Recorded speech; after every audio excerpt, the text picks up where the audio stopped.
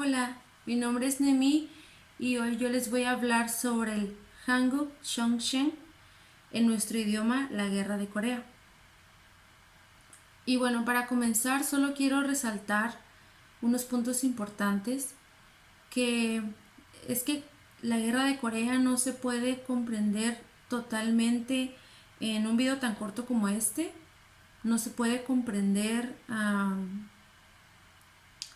no se puede comprender puntualmente en una lectura de 5 páginas en un libro, ni tampoco creo que puede ser tan comprendida por los artículos que encontramos en internet. Creo que hace falta una investigación ardua para entenderla, porque en la Guerra de Corea entran muchísimos actores, eh, entran muchísimas situaciones y conflictos, aunque los principales actores de la guerra solo quieren una cosa, que es la unificación de Corea. Creo que se complican demasiado para llegar a ese punto, a esa meta. Así que pues creo que no es muy fácil de entender. Eh, Incluso yo que voy a exponer esto, creo que no lo he entendido al 100%, pero voy a tratar de hacer mi mejor esfuerzo, porque si lo entendí, creo que lo hice, pero con mis ideas revoloteando. Así que pues me toca hacer mi parte. Para empezar, es de suma importancia ponerlos en contexto con lo que estaba sucediendo unos 5 años atrás de la guerra de Corea. Así es, 5 años atrás. Eh, si bien la guerra se dio entre 1950 y 1953, en 1945, cuando los japoneses estaban entrando en contacto con Washington para hacerles saber su rendición, el gobierno norteamericano se preocupó de que su protectorado en Asia, es decir, Corea, la península de Corea, fuera tomada por los rusos. Así que los norteamericanos se apresuraron a enviar tropas a Corea para salvaguardarla de cualquier invasión soviética. Y al llegar ahí, las tropas norteamericanas se dieron cuenta de que los soviéticos efectivamente ya habían llegado a la península coreana, e incluso se encontraron con un barril lleno de pólvora listo para explotar en cualquier momento, por lo que esto preocupó todavía más al gobierno norteamericano. Y en el Pentágono pidieron que pidieron a 2 coroneles que dividieran Corea, uno para que sirviera de fuerte para la Unión Soviética y otro para Estados Unidos en dado caso de que surgiera un conflicto. Y pues estos 2 coroneles hicieron una decisión algo arbitraria, porque no conocían Corea, no sabían cómo estaba formado el territorio, esto es geográficamente. Entonces menciona un autor que en, en el Pentágono, en la oficina del Pentágono, había un mapa mundi del National Geographic Magazine, y que tomaron como base el paralelo 38 para delimitar Corea del Norte y Corea del Sur. Una vez hecho esto, lo comunicaron a los rusos, y pues para sorpresa de los Estados Unidos, los rusos lo tomaron bien. Así que el norte se convirtió en un fuerte de los rusos y el sur de los norteamericanos. Y bien, los norteamericanos, una vez llegados al territorio surcoreano, se dieron cuenta de que eran los de izquierda los que habían proclamado al sur la República de Corea. En la actualidad lo conocemos como Corea del Sur. Y que en el norte, un mes después de que los surcoreanos habían tomado esta decisión, eh, el norte también se proclamaba la República Popular Democrática de Corea. En la actualidad lo conocemos como Corea del Norte. Y pues para ello tenían que nombrar jefes políticos, ¿no? Eh, en, Tanto en Corea del Norte como Corea del Sur había exiliados de la guerra, de la Segunda Guerra Mundial. Y en el norte se encontraba Kim Il-sung, un militar, un militar de la Segunda Guerra Mundial, que fue proclamado primer ministro, ya después presidente.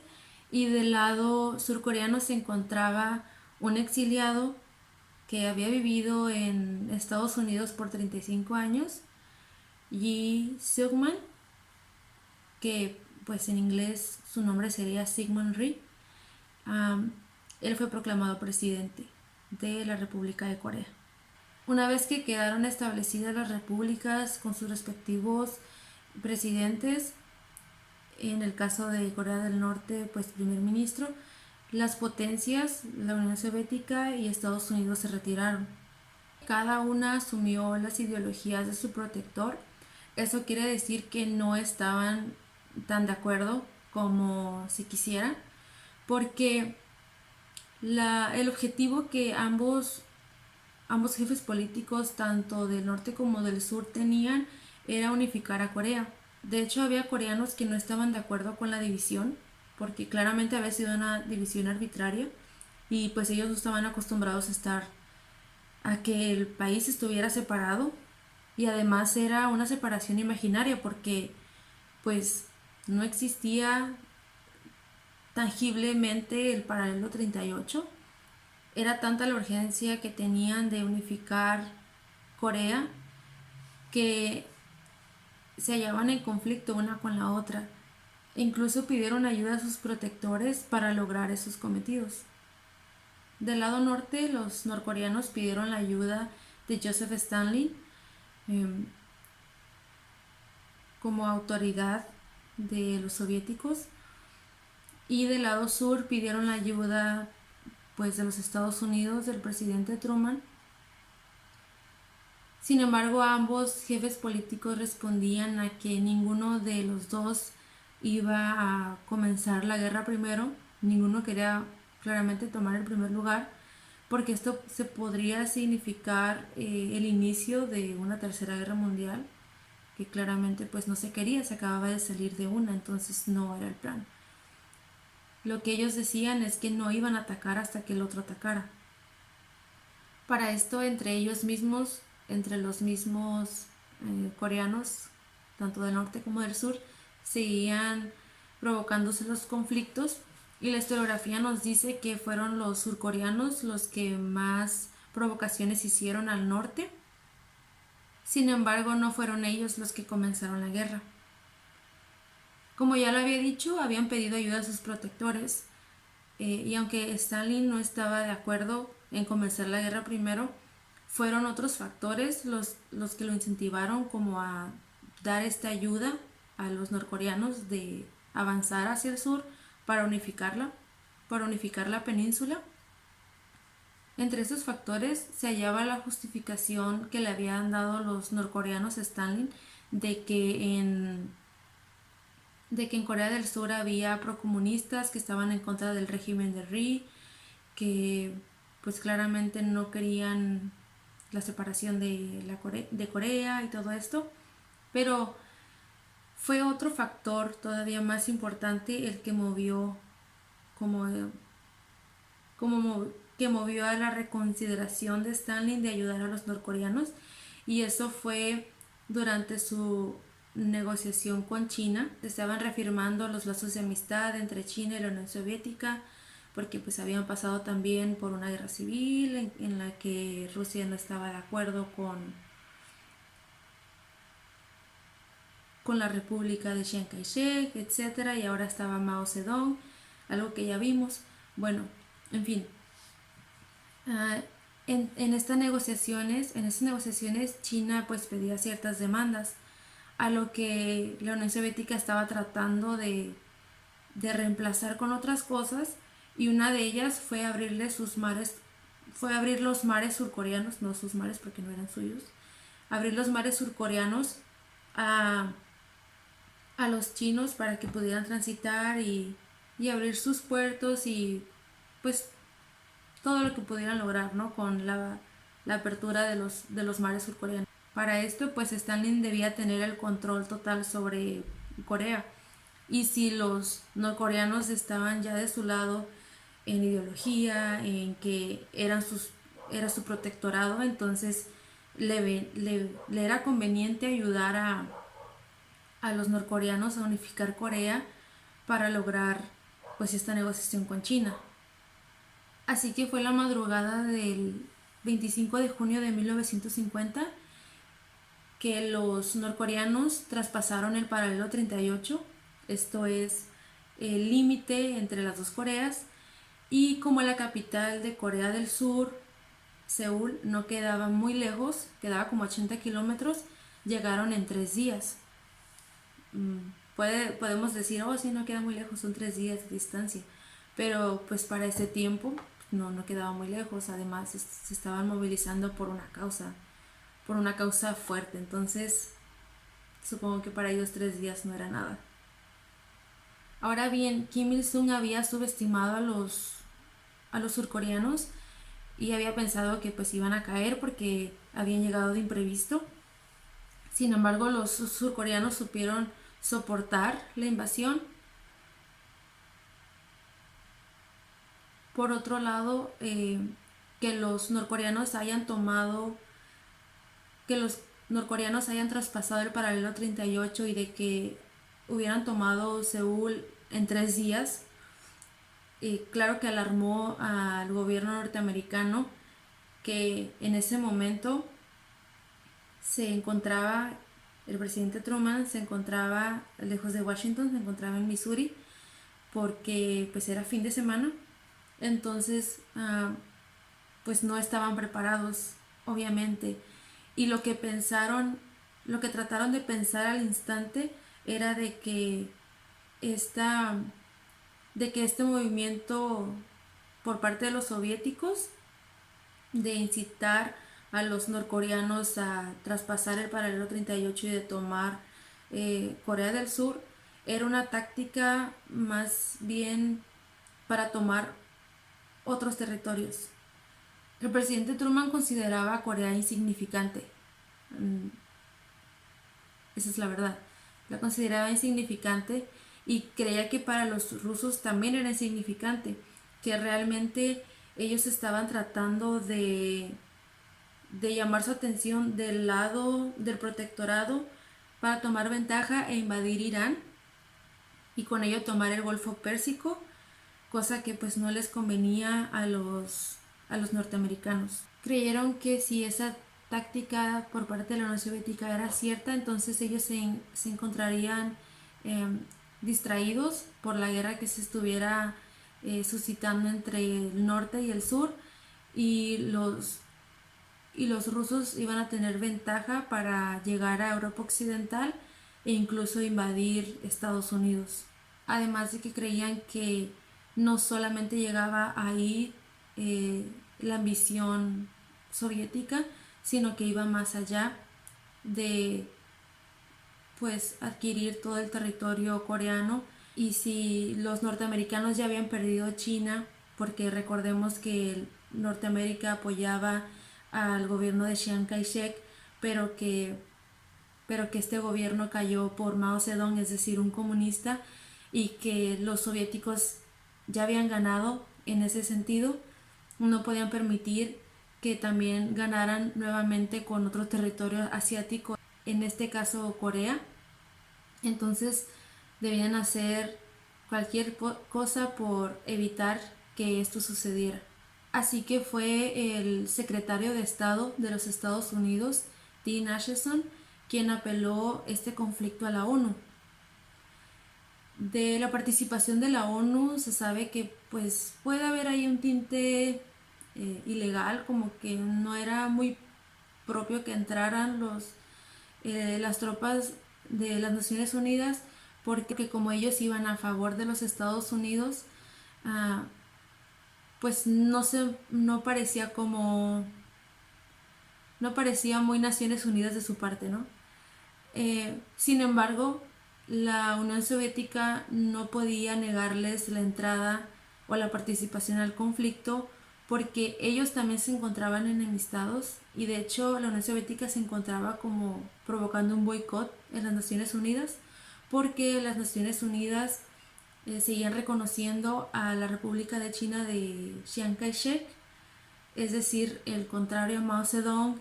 Mao Zedong era comunista y los soviéticos pues claramente querían la República China de Mao Zedong, y porque los soviéticos se encontraban, se podría decir, bajo rebeldía contra las Naciones Unidas, entonces no podían pedirles que se retiraran porque no estaban en derecho de hacerlo. Entonces entraron en el juego las tropas de las Naciones Unidas con el comandante supremo MacArthur al frente. Y bueno, el comandante MacArthur subestimó a los norcoreanos y creyó que solo con una tropa no muy grande podía hacerlos retroceder. Se dio cuenta pues de que no era verdad, y eso provocó la primera derrota a manos de los norcoreanos. Pese a esto, había una ventaja norteamericana, y esta era la superioridad en armas a diferencia de los norcoreanos. No obstante a esta superioridad norteamericana, los norcoreanos seguían ganando en estos conflictos, seguían avanzando, pero eso cambiaría en un momento. El 15 de septiembre de 1950 se llevó a cabo lo que se conoce como el último gran éxito de MacArthur, que fue el desembarco de tropas de las Naciones Unidas en el puerto de Incheon, con las cuales el 26 de septiembre del mismo año los surcoreanos recuperarían su capital, Seúl, y avanzarían más allá del paralelo 38, esto es ya en territorio norcoreano. Con este logro, los surcoreanos y las tropas norteamericanas y de las Naciones Unidas, que prácticamente era lo mismo, estaban seguros de que los soviéticos no iban ya a intervenir, y ni siquiera iban a intervenir los chinos,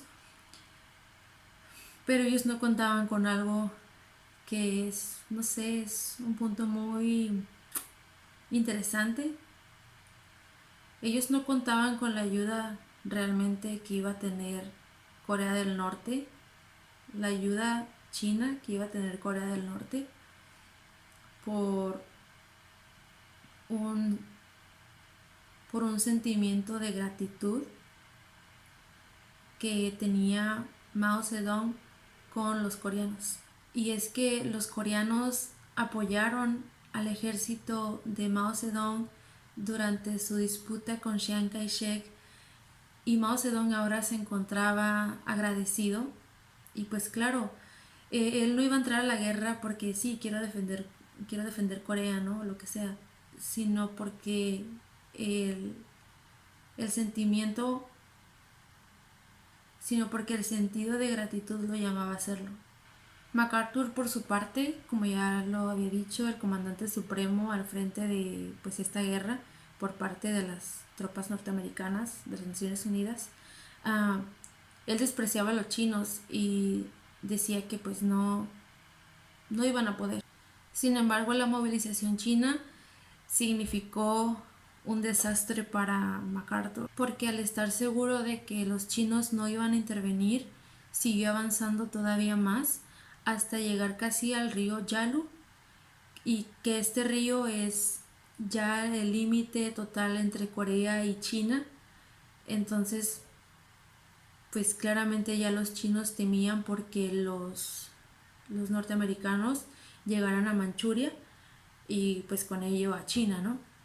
El 1 de noviembre de 1950, liderados por Peng Dehuai, creo que lo dije bien, por Peng Dehuai, las tropas chinas se movilizaron y derrotaron a las tropas norteamericanas, haciéndolas retroceder. MacArthur fue muy imprudente al pensar que no tenía importancia esa victoria por parte de los chinos, y no se tomó las medidas necesarias para fortalecer a su equipo, para conocer las tácticas del enemigo, porque se sabía que los chinos atacaban cuando las tropas del enemigo, estos de los norteamericanos, se encontraban exhaustas, que atacaban más de noche, y pues MacArthur no se había percatado de eso y no se estaba preparando. MacArthur obviamente quería demostrar lo contrario, pero hubo un contraataque que llevó de nuevo a la derrota norteamericana el 27 de noviembre. Entonces MacArthur, muy molesto, comenzó a pedir que se utilizaran bombas atómicas, para lo que Truman, el presidente Truman, tuvo que intervenir y decir que no se iban a poder usar las bombas atómicas. Porque el hecho de que los norteamericanos estuvieran considerando bombas atómicas causó un miedo y un terror, pues obviamente en los países vecinos y de hecho también en Europa, de que pues el uso de estas fuera como a incrementar o hacer avanzar la guerra entre la Unión Soviética, los chinos, los Estados Unidos, y que pues se regresara a, se regresara a una guerra mundial. Pero pues finalmente no se le concedió, así que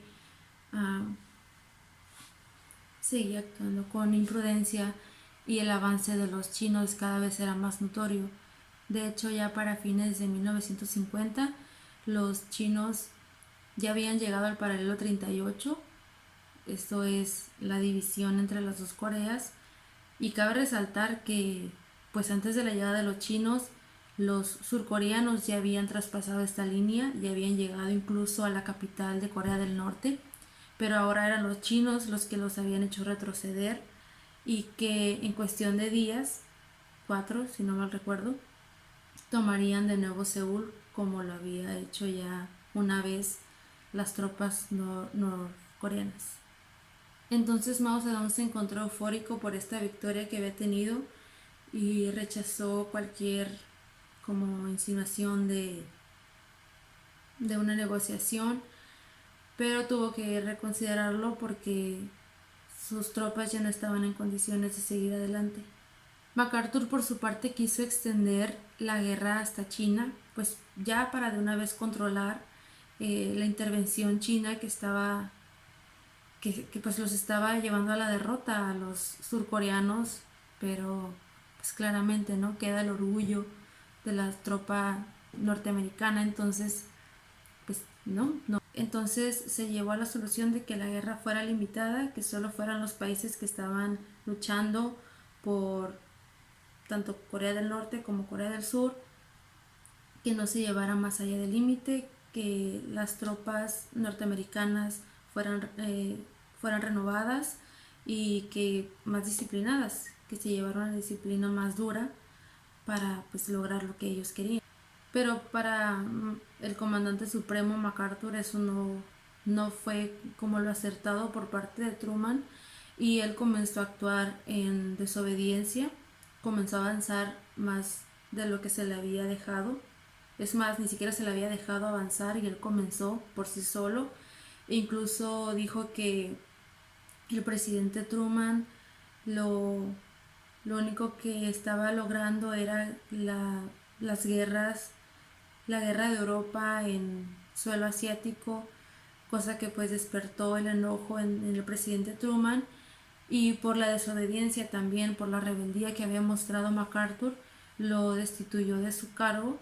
Una vez pasado esto, y no quiero decir que haya sido la causa por la que pasó esto, sino que la guerra ya se encontraba en un punto en el que con armas no se iba a llegar a la solución, entonces se comenzó a pensar en una solución política. Entonces George Kennan, el embajador de Estados Unidos en la Unión Soviética, entabló varias conversaciones con Jacob Malik, el representante de la Unión Soviética en la ONU, acerca de pues hacer un alto al fuego. Ya para el 27 de julio de 1953 fue el nuevo presidente de los Estados Unidos, Dwight Eisenhower, quien amenazó con el uso de bombas atómicas si no se llegaba a una resolución ya por completo. Entonces, en 1953 se firmó el total alto al fuego, se retiraron las armas y se decretó el final de esta guerra.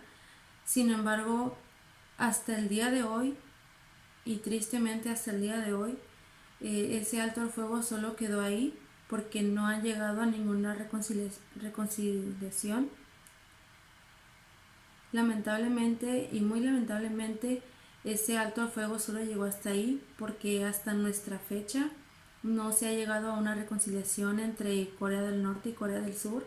Siguen divididas cada una como mejor les aplaude. Esta guerra, como todas, trajo consecuencias. Las consecuencias para Estados Unidos pues fueron la pérdida de hombres, la pérdida de soldados, la pérdida de una cantidad exuberante de dinero, pero también que comenzara a fortificarse en muchísimos países y que sea el país que tenga más bases militares en otros países. Para Corea significó la pérdida también de muchos civiles inocentes, en su mayoría, millones de ellos, pérdidas, claro, también monetarias, que para un país en plena vía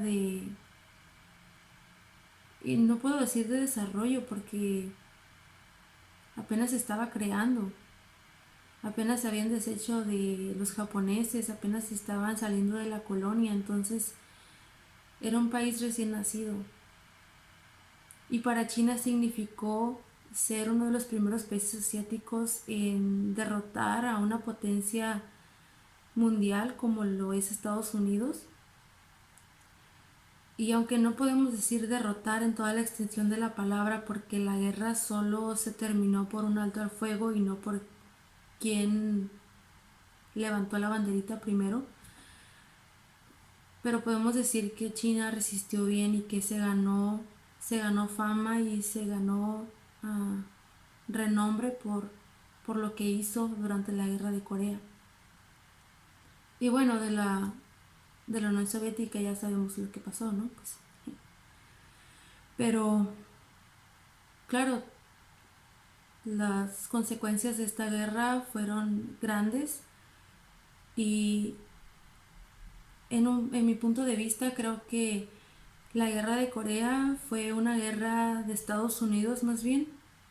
Creo que es muy atrevido de mi parte decirlo así, pero creo que fue una guerra de Estados Unidos contra antiguos enemigos en un escenario diferente, en el escenario asiático. Y para mí es eso. Y dado que no fue una guerra puramente por la causa coreana, no se ha podido llegar a un acuerdo. Si se llega a una resolución va a ser por la causa verdadera de unificar Corea.